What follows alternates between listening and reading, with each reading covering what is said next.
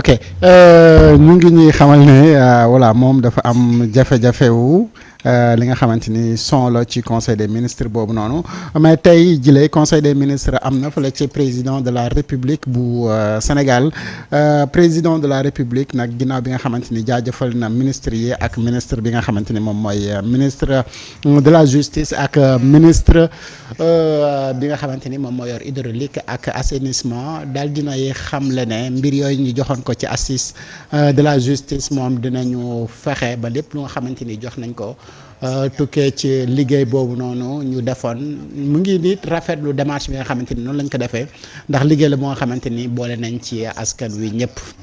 C'était un travail inclusif mu ngi sant nag premier ministre ak ministre de la justice ñu xool ni nga xamante ni moom la ñuy def ba jël ay ndogal yu gën a gaaw ci mbir moomu mais mbir moomu it bu fekkee ni dafa am lu ci laale koppar ñu xool ndax lu ñuy war a def priorité la wala warul nekk priorité ndax gaf kay réew gi fi mu toll nii am na yenn dépense yu nga xamante ni attanul ko ñu mën a xool ba yenn jamono lañ koy mën a def ci noonu it mu ngi jaajëfal ki nga xamante ni moom mooy ministre de l'hydraulique ak assainissement ndax li nga xamante ni moom mooy fi inondation it ne xool na ne ni nga xamante ni moom la ñuy defee aménagement wu réew mi noonu moo jaarul yoon ba tax na ñuy loru bu baax ci bu taw amee mu ngi nag wax le ministre de l'hydraulique ak assainissement mu taxaw bu baax ba nga xamante ni dinañu gën a mën a xool naka la ñuy def ba nga xamante ni dundu doomu aadama yi dina gën a mën a ñoŋ te duñu am benn jafe-jafe ginnaaw bu taw amee nii nag nii ren xam naa ne dina jafe lool ngir ñoom ñu def ci ay mbir mais dinañu fexe ba nga xamante ni loolu la ñu am ni moins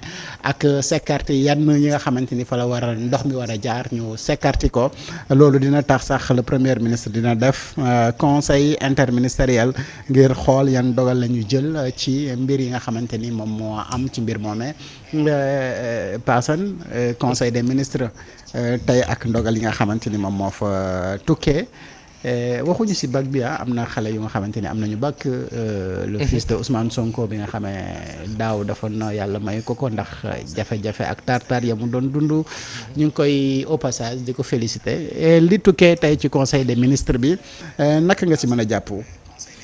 Oh mais c'est bien c'est bien c'est une chose est certaine. li gën a important moo di nguur bu xam fi mu jëm. jàpp naa ni en termes de gestion pratique au quotidien ils sont sur la bonne voie. te dañ si leen si ñaanal suñu borom yàlla yokk leen ci kattan leen ci barkeel leen et au fur et à mesure ñuy dem de bonnes mesures sont prises. alhamdulilah. yàlla na wéy yàlla na leen ci yàlla kattanal barkeel leen ci. leen rek laa leen see ñaan. mooy lépp loo xam ni mu ngi leen di gën a jegeloo tubaab bi. nanu ko moytu parce que loolu ba fa muy teer. day nekk loo xam ni dafa leen di sonal. day nekk loo xam ni dafa retarder seen mission parce que aujourd'hui nguur bu bees la. waaw tubaab bi nga xam ni dafa àndoon ak Macky Sall di leen xeex ñoom bi ñu nekkee ci opposition. mais tubaab boobu su ñëwee tey daf lay jàppale waxul dëgg. jàppale wu leen de. ci logique am la nekk pour les déstructurer au fur et à mesure du temps. donc gis naa ne que daal.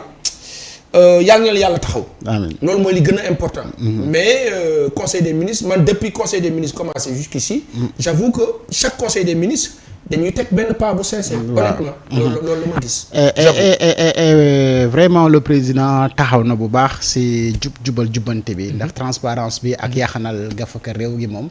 loolu bokk na si li mu def et puis yeneen yi ñu war a joyanti. moom joxe na véritablement li nga xamante ni moom mooy engagement am ngir ñu mën a am justice bu nga xamante ni bu équitable lay doon. exact c'est capital et je pense que plus ñuy avancer dafa am benn terme bu ma dégg. moom mu di ko wax. Ousmane Sonko di ko wax baatu yërmande. waaw nguuru yërmande. avec fermeté mais nguuru yërmande. c'est essentiel pour ce pays-là essentiel pour les populations maintenant il faut. davantage rassuré par rapport à cette justice-là justement ñi nga xam ni def nañ fi loolu non il faut ñu sentir ñu ngi leen di woo il faut ñu yëkk c'est capital il faut ñu yëkk parce que ñooñu lépp lu ñu mën a def pour yàqal nguur bi ñu ngi siy dox jamono bi lépp loo xam ne day yàqal nguur gi ñoom ñu ngi siy dox nañu doon plan we c'est si seen gène la nekk du dañ ils vont périr comme ça nañ ma baal chaque jour ñu ngi plan pour lu yàq nguur bu bees bi waaw loolu nag soo ko xamee ñoom fa leen yoon soxla non yoon na gaaw nag nekk ci loolu. sauf que yoon aussi a besoin de changement. li nga ma doon wax sànq ci gendarmerie mutation yooyu. moo war a am ci yoon itam. donc tant que amul parce que ña fa nekkoon doon def lu dul yoon te jàppee seen bopp yoon ñooñu fokk ñu cekkat leen teggi leen. dindi leen fa. dindi leen à gauche et à droite. mettre des poursuites waratul am fii. le procureur bii toog ngay toog mu naan la man maay le mettre des poursuites. ka ma neex woo. loolu waratul am fii dafa war a dakk. ok ak yeneen.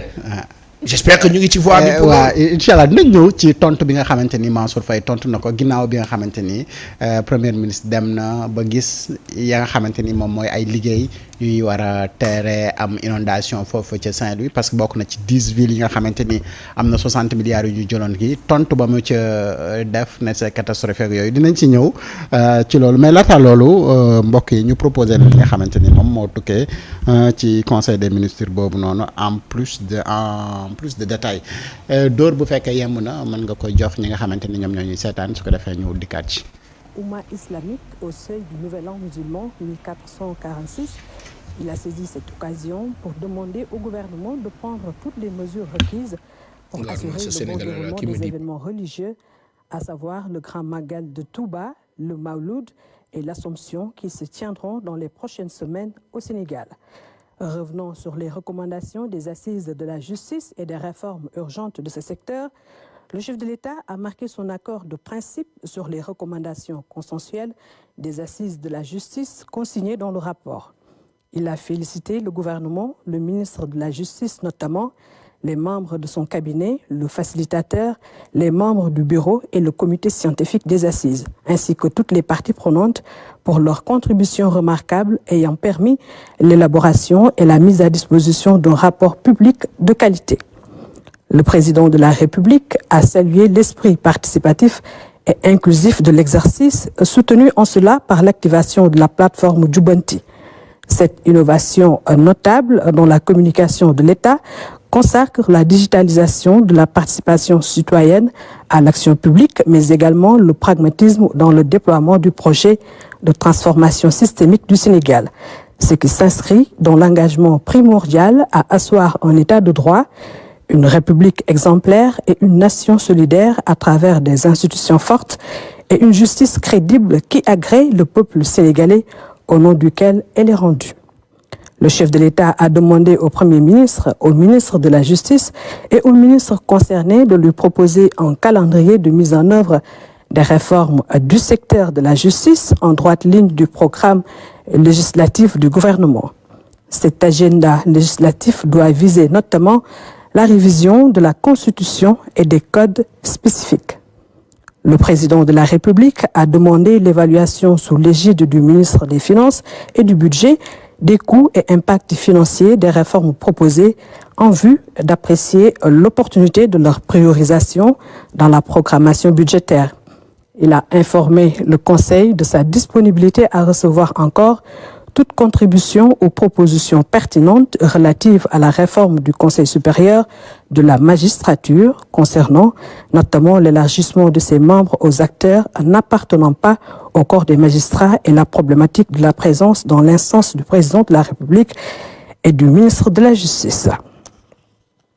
Le chef de l'État a demandé au Premier ministre et au ministre de la Justice de faire une communication mensuelle en Conseil des ministres sur l'état de mise en œuvre des recommandations et décisions issues des assises de la justice et de tenir compte dans cet exercice à leur conformité avec les valeurs de notre société, notre culture et nos croyances. Au chapitre de la gestion durable de l'assainissement des communes du Sénégal, le chef de l'État a fait remarquer que l'urbanisation croissante du Sénégal et les difficultés d'aménagement de nos communes ont accéléré le phénomène des inondations et augmenté les besoins en infrastructures d'assainissement. Il a demandé au Premier ministre et au ministre de l'Hydraulique et de l'Assainissement d'intensifier avec la Brigade nationale des sapeurs-pompiers et l'ensemble des services de l'État mobilisés le déploiement efficace des dispositifs de prévention et de gestion des inondations dans les localités touchées. Il a souligné en outre la nécessité de mobiliser en mode alerte les mécanismes publics de solidarité nationale pour assister les populations sinistrées en relation avec les autorités administratives.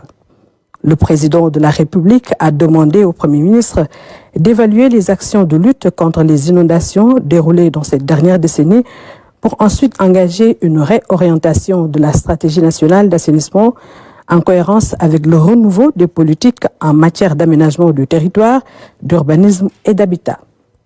Il a, à ce titre, invité le Premier ministre à procéder à l'actualisation et à la généralisation des plans directeurs d'assainissement, PDA, et de lui proposer un nouveau programme intégré de développement de l'assainissement, PIDA. Le chef de l'État est revenu sur l'ancrage social du concept d'engagement citoyen Setal Suñu Réew.